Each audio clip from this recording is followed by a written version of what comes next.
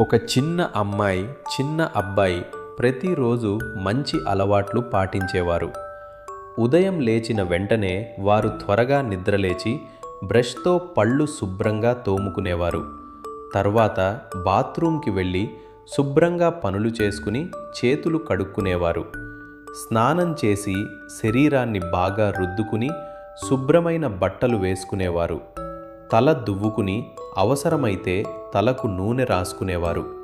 అందంగా తయారయ్యాక దేవుడికి నమస్కారం చేసి రోజును ప్రారంభించేవారు. సమయానికి స్కూల్కి వెళ్ళి బాగా చదువుకునేవారు. భోజనం చేసేటప్పుడు కుర్చీ లేదా టేబుల్ దగ్గర కూర్చుని శుభ్రంగా తినేవారు. ఆహారం నేల మీద పడేయకుండా జాగ్రత్తగా తినేవారు.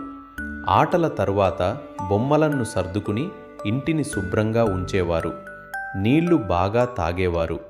పుస్తకాలు చింపకుండా జాగ్రత్తగా వాడేవారు. బయట నుంచి వచ్చిన వెంటనే చేతులు శుభ్రంగా కడుక్కునేవారు. రాత్రి త్వరగా నిద్రపోయి మరుసటి రోజు కోసం సిద్ధమయ్యేవారు. ఇలా మంచి అలవాట్లు పాటిస్తే పిల్లలు ఆరోగ్యంగా, తెలివిగా, ఆనందంగా పెరుగుతారు.